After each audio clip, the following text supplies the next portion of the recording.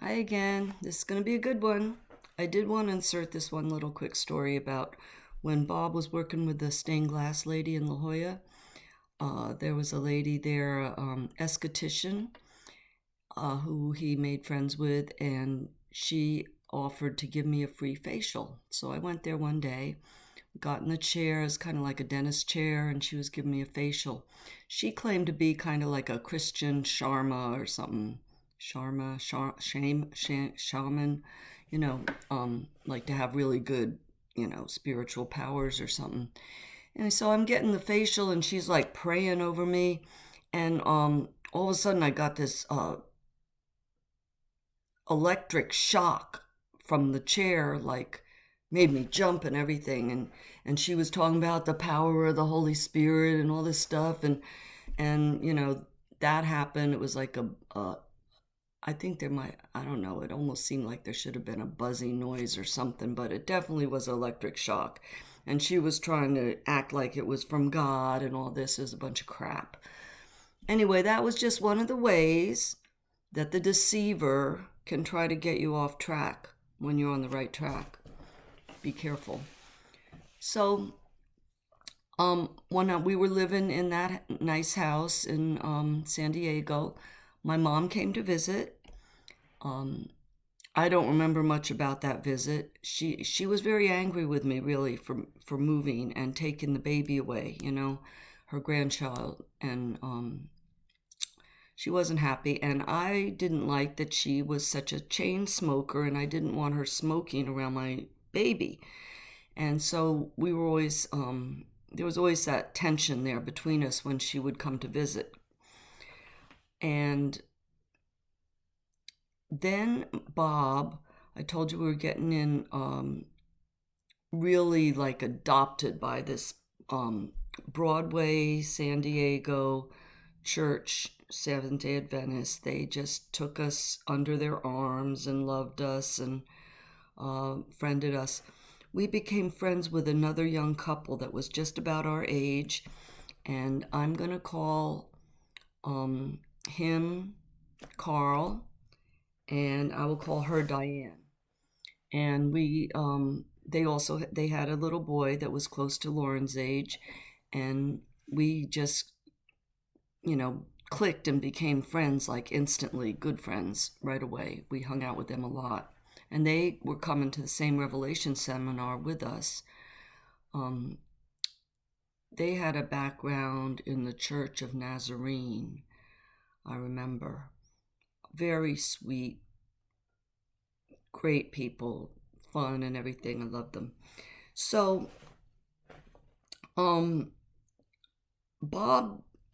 church bought this ranch that was 40 miles inland, southeast of San Diego. It was still in San Diego County, what they call the backcountry, in the mountains, in the like foothills, or no, really mountains. It was beyond the foot. I think they call the mesa the foothills. Beyond that, beyond Hamul, Dulzura. So they bought this ranch. It was like, I think 20 acres or something, and it was about 8 bedrooms, and they were gonna make it into a rehab retreat. And they asked Bob, because Bob had that experience in Painters Union, Bob got the job to paint the whole thing. So that was good. It was going to help us income that we needed a lot, right? So he starts going out there. Now, this is 40 miles from San Diego. He's driving back and forth every day and not happy about that, but he was happy about the job. And so he found a place for us to live out there close to where he was working. He took me out there to look at it, and I was horrified. I did not want to move out there. It was horrible. It was, way too far out. There was no stores or anything, gas stations, nothing around at all. Very remote. And it was a single wide trailer, 10 by 40 foot, what he had made arrangements for us to rent for $200 a month. We were paying, I think, $225 or something in San Diego for a very nice apartment. But he wanted to move out there, and I argued with him. I didn't like it. There was nothing nice about it at all. But he was insistent. He thought God was leading him, and I couldn't argue with that. So I agreed reluctantly. And I'll tell you something. I was very disappointed with California in general because I had heard like it was this beautiful paradise and all. And yes, San Diego is a nice city. It's a nice city to visit. It's a nice place to live, maybe, if you have plenty of money. Traffic is bad, and I wouldn't really recommend people to move there and there's not many jobs either. But it's a great place to visit for sure. Anyway, I did not see a lot of beauty outside of the city of San Diego. It was all brown and dried up. The hills, the mountains that were all over the place were just brown and dried up. They were just covered with weeds. And I was used to New Jersey is where I lived. It was very pretty with trees and grass, even though, there wasn't a lot of wide open space. There was plenty of trees and green grass. And I always thought that as nature's beauty, not brown mountains with rocks, big boulders sitting on them. But that's what it was there. And the people that were there thought it was beautiful, but I had a different taste. So we decided we were going to take this place, right? Well, I made arrangements I just decided I was going to go out there one day, drop Bob off Bob dropped me off. Bob would take the car to his job. It was like 8 miles away, not even, maybe a couple miles down the road.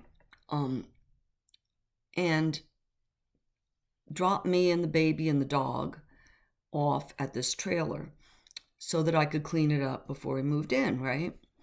Nobody had been living there for a little while. I don't know how long, at least months for sure. But there was mouse droppings all over and, just dusty. But I brought all my cleaning supplies, and it was summertime. Very hot. I mean, in San Diego, in the summer, because it's near the ocean, high 80s. Well, inland 40 miles, it was in the hundreds. Always in the hundreds. In the summer, it was always between 102 and 104 was the normal temperatures. There was days that it went higher than 104, but that was unusual. One day I remember it being 120 degrees. And so dry, it doesn't rain. It only rains really December, January, February. Those are the rainy months. And outside of that, it really doesn't rain. If it ever does, it's like a freak thing. And everybody runs outside and is so excited, that it's raining. So anyway, we went that one day, right? Bob dropped us off. And I did my cleaning in the morning. And I was done. And it was hot. And I had brought a lunch and all. And I brought my radio. And had a camera. My mom had given Bob a really nice 35 millimeter expensive camera because she wanted us to take lots of pictures of the baby and all, So that we had the camera with us and the diaper bag and, a little bit of food for the day. Well, after I cleaned, I was very hot. There was no air conditioning in there, and had the radio on. Decided to take a nap. So the baby and I and the dog, we all laid down for a nap. I had the radio on, and I'm hearing him talking about wildfires. Now, it was very windy, and you've heard, I say because it's on the news every year. The Santana winds, the devil winds, come up from the desert in the Southern California, and they blow like crazy. I mean, gale winds blowing constant for several days at a time, and a lot of wildfires happen because everything's so dry and catches fire in so easily. So we're laying there resting. Now I'll describe the trailer to you a little bit, okay? You walk in, and there's a door and little living room area,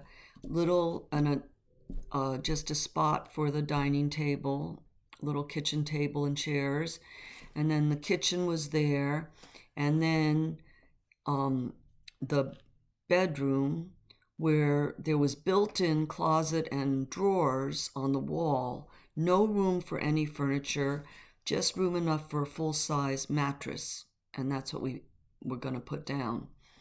And then there was a little hallway with the bathroom, a full bath, and then beyond that was a little extra room for kids. And there was built in 2 single beds, not built in, but they were there, 2 single beds, and a couple built-in drawers and a closet for the kids, right? Nursery, or 1 baby, anyway. So that was it. So laid down, and there was another door there across from the bathroom. So there's 2 doors. Well, lay down with Lauren and the dog, and radio on, talking about the wildfires, and all of a sudden, there was also curtains on the windows, the old-fashioned kind of sheer nylon curtains, right? That was on the windows, and that was all that was on the windows, no blinds or shades or anything. Well, all the windows were open, of course, because it was like over 100 degrees, and that's all we had. I might have had a fan, I don't remember. There was a swamp cooler, a thing called a swamp cooler people used. It sat on the roof, and you hooked up the garden hose to it, and it blew air through there into the house, moist air. So it was a fan blowing moist air into the house, which was so dry, so it helped cool somewhat. It was called a swamp cooler, but it was not an air conditioner. There was no coolant in there or anything. It was just water cooling the air. So we did have that. I don't think we had it hooked up yet. We didn't even know what it was yet, So in the middle of the afternoon, and suddenly I smelled smoke, and I'm hearing all this about fires on the radio, and I'm thinking, am I imagining, or do I smell smoke? Got up and looked out the window, and sure enough, the weeds right across the little dirt road there, the weeds were on fire. Now let me tell you, this place that we were renting, okay, it was on a 40-acre ranch, and it was down a dirt road, very dusty dirt road, right, because it's so dry. And there was 2 other single-wide trailers on the property, and a great big old barn also. There was no phone yet. We didn't have a phone yet. We did have electricity, but no phone yet, and the water was running. So I look out the window, and the weeds had not been cut down, right? So the weeds were right up to the trailer.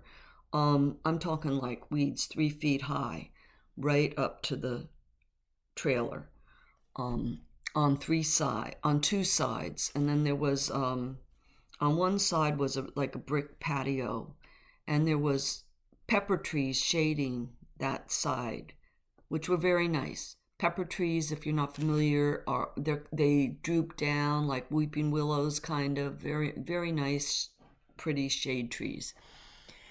and there was about 4 of them in a row on where our patio was, okay? And then we had a little shed.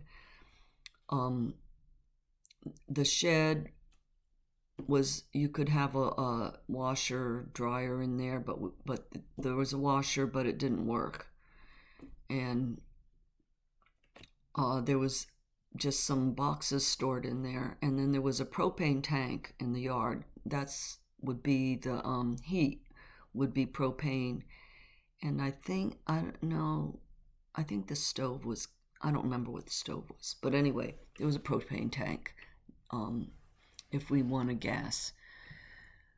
So I saw the flames and I just freaked out, of course. I grabbed the baby, and there was the lady that was in the other trailer a distance away. I'm bad at feet. I don't know how many feet it was, but it was a distance away because we were on 40 acres, right? Well, I saw this other neighbor lady that I had not met yet. She was standing out in front of her trailer looking, and I just took my baby and ran, and of course the dog, Layla, ran with me. And I just ran up to that lady and put my baby in her arms, and I just said, "Hold my baby, please hold my baby." And then I ran back.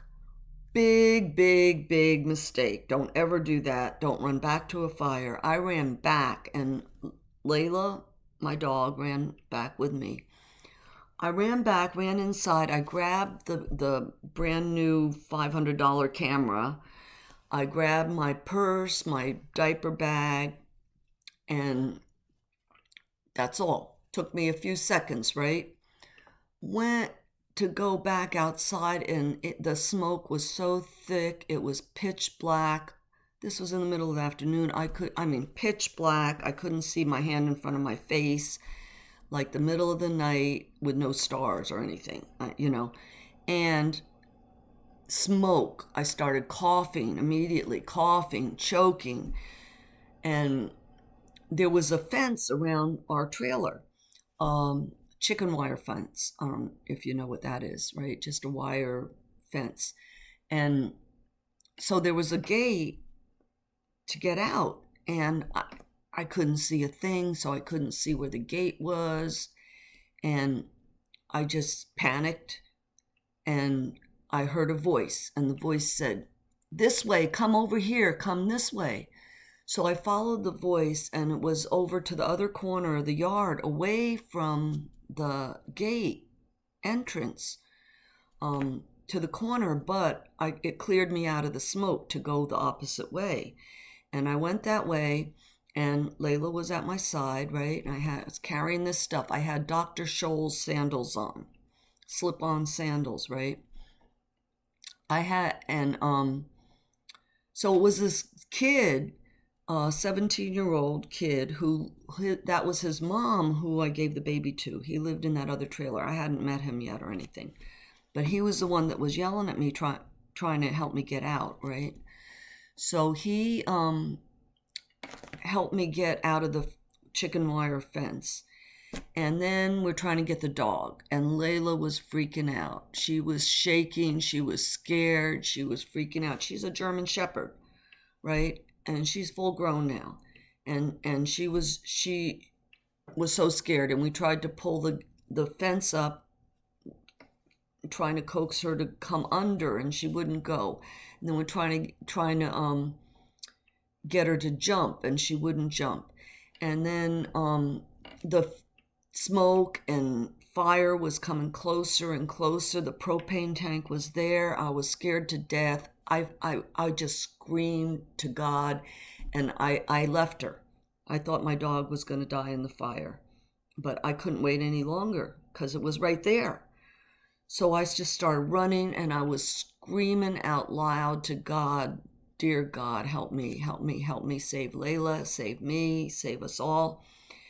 And I'm running across the field through these weeds that are like up to my knees, and I lost my sandals. I'm running barefoot. My hair was way down my butt, And I was running as fast as I could, and I was just thinking, because I was literally running from the flames. The wind was blowing right towards me, and all I could think of was my hair is going to catch on fire any second. And I was just screaming out loud to God to help me, save me, and running along thinking Layla's burning up right now. And all of a sudden, on both sides of me, in my peripheral vision, I saw my two angels with me. They were right there. I saw them. I didn't look like this. I was running with all my might, and my peripheral vision, when I was praying, I saw these two bright lights gliding right along with me, like this, right along with me. And I knew what they were. I knew they were my angels. And all of a sudden, at the same moment, I saw Layla running right next to me. And I knew I was going to be okay. At that moment, I was not afraid anymore. I knew everything was going to be okay. And you want to know why I believe? This is why I believe. So I grabbed my baby from the lady, and here comes, running from the other third trailer, there's another young lady, with two little kids, baby in arms and a little toddler. She's holding, and she's running also. And she joined me, and I hadn't met her yet or anything. But I'll call her Trisha, okay? So that's how I met Trisha. And we ran up to the road. The other lady who was holding my baby, whose son helped me, she said that they were staying. Okay, well, me and Trisha and the three babies, we ran up to the dirt road, and along comes a car, and they stopped and gave us a ride to the cafe, which was down the road a piece. And I called Bob, and he, remember, he was working down the road. So he came, and I told Bob, I just said, trailer's gone, it's burned down. There was no doubt in my mind that it was gone. And he came, picked me up, and in the meantime, someone had called. None of us, my two neighbors in those other two trailers, did not have a phone. So none of us had a phone, but somebody called the fire department. So when we were at the cafe, we saw the fire trucks coming, and then a little while later, Bob comes to pick us up, and he wanted to go see. And I said, there's nothing to see. It's gone. We were never meant to live there, and, it's gone. But he wanted to go see. And we went, and the fire truck was still there and hosing down around the house. And the fireman said, it's a miracle. The trailer was not damaged at all. The fire burned down all the weeds that we would have had to work to cut down. Fire burned them all down right up to the trailer, and those beautiful pepper trees were all burnt up. And they were hosing down cardboard boxes that had been stored in the shed there that were on fire. And they were just hosing down the hot ashes and all. And I had all of those windows open all the way with those nylon curtains, and not one curtain caught on fire. There was not even any smoke damage inside that house, inside that trailer. So I had taken it as a sign that, that was not our place to go. But Bob saw it as exactly the opposite.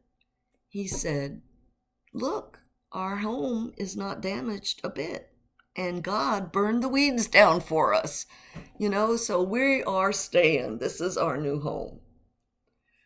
So we moved in, and that's my story for tonight. Thanks for watching. I hope it hits home for you, because it's true. God bless you. He's there for you too.